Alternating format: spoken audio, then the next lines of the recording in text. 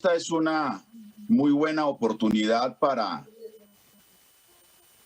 que hagamos no solo una valoración de lo que ha ocurrido en estos últimos días a propósito de los hechos de violencia, para que hagamos un examen lo más riguroso posible de lo que está ocurriendo, podamos establecer hipótesis, podamos, construir unas perspectivas de análisis y ofrecer unas soluciones, sino que además esta es una muy buena oportunidad también para que nos pronunciemos sobre los cambios que requiere la fuerza pública y que requieren las fuerzas militares en general, pero en particular la fuerza pública y de policía. Yo quiero empezar diciendo, señor presidente, usted lo advirtió al principio de esta discusión y de este debate, que este ejercicio que estamos haciendo en el día de hoy en ningún caso puede sustituir los debates de moción de censura que hemos citado en el Congreso de la República sobre la conducta y sobre el comportamiento del señor ministro de la Defensa, el doctor Carlos Holmes Trujillo. Este ejercicio no puede escamotear el derecho y la obligación que tenemos en el Congreso de la República a adelantar un ejercicio de control político y a promover una moción de censura, censurar a un funcionario al que nosotros consideramos le está quedando grande el manejo de la seguridad del país, un funcionario que además se ha equivocado una y otra vez y de manera peligrosa en relación con los mensajes, en relación con las perspectivas que un ministro de la Defensa debe ofrecerle al país en estas circunstancias excepcionales. Pero veamos qué ocurrió en estos días, en este septiembre negro que vivió Bogotá y que vivió el país, señor presidente. Primero hay que decir que la Alcaldía Mayor de Bogotá en ningún caso autorizó el uso de armas de fuego para controlar la protesta. Desde enero del 2020, durante una mesa de gobierno, la Administración Distrital de Bogotá adoptó un protocolo que estableció que cualquier protesta debía ser atendida primero por los gestores de convivencia. En caso de ser necesario, al final se acudiría al uso de la fuerza pública.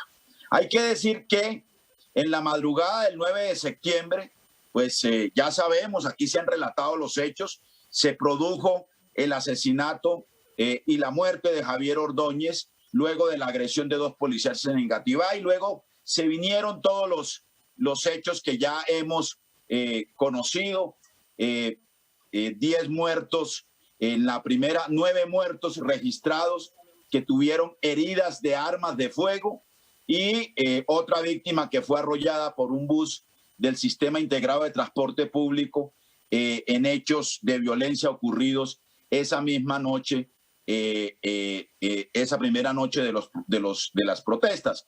Pero hay que decir que en todo este episodio de violencia, lo que ocurrió en Bogotá fue mucho más grave incluso que lo que ocurrieron en otros eventos de violencia en el país que corresponden al conflicto armado interno. Por ejemplo, asaltos y acciones de la guerrilla tuvieron menos víctimas que las que ocurrieron en Bogotá en este septiembre negro. En Patascoy, por ejemplo, hubo 7 heridos, 22 muertos, pero por ejemplo en Miraflores hubo 9 muertos menos que los que ocurrieron en Bogotá en el septiembre negro. Y si comparamos lo ocurrido en Bogotá con lo que han ocurrido en otras protestas en el mundo, estamos hablando de una situación absolutamente excepcional. Yo debo recordar que la Alcaldía Mayor de Bogotá entregó al presidente de la República y al procurador general un informe de 1 hora y media de violaciones a los derechos humanos hora y media de grabaciones que dan cuenta de la utilización de armas de fuego por parte de miembros de la policía y por parte de civiles que participaron extrañamente en estas refriegas y en estos actos de violencia que, como ya sabemos, cobraron la vida de 10 personas, de 10 ciudadanos, en su mayoría o casi todos ellos jóvenes, que murieron en medio de las refriegas. También hay que decir que la Alcaldía Mayor ha radicado una denuncia ante la Fiscalía General de la Nación sobre estos hechos y que la Secretaría de Gobierno recibió 119 denuncias sobre hechos de violencia que han ocurrido, que ocurrieron en el marco de este septiembre negro, repito. Además de eso, ya aquí se ha dicho que ocurrieron hechos en el que resultaron vandalizados 37 CAIs, quemados otros 35, en fin, en 18 localidades de Bogotá. Y, por supuesto, los hechos de violencia que aquí se han venido relatando por los otros integrantes o por los integrantes de la comisión que se han pronunciado a lo largo de esta jornada o de este debate que hemos adelantado aquí en la plenaria del Senado de la República. Pero quiero detenerme, señor presidente, en un asunto que me parece importante. El problema del mando de la policía en medio de estas circunstancias. Yo quiero preguntar, ¿quién responde por esta circunstancia que me parece a mí importante de resaltar? Porque no puede responder por esto. Yo me pregunto entonces quién responde por esta circunstancia. Hubo un cambio de mando de la policía. El general Gómez, por ejemplo, comandante de la policía de Bogotá, estaba en incapacidad médica por COVID grave desde el 23 de julio del 2020. Desde entonces se encargaron al subcomandante, el coronel Sarmiento. El día miércoles 9 de septiembre, hasta las 6 de la tarde, fue comandante de Bogotá encargado el coronel Luis Alberto Sarmiento. Pero, curiosamente, después de que habían empezado las acciones sobre el CAI de Villaluz, que empezaron siendo unas acciones simbólicas de la ciudadanía, el CAI donde murió el abogado Ordóñez, curiosamente a las 6 de la tarde cambiaron el comandante de la policía y desde las 8 de la noche designaron como comandante de Bogotá encargado al general Juan Alberto Libreros. Y esa noche, pero quiero decirle que hubo 4 comandantes de la policía distintos en el momento en que ocurrían todos estos hechos. A las 6 de la tarde cambiaron el comandante de la policía encargado por otro comandante. Y luego de que resultó incapacitado por razones de salud, a las 7 de la mañana apareció otro. A las 7 de la noche, al día siguiente, apareció otro comandante de la policía. Pero quiero decirle, señor presidente, lo siguiente.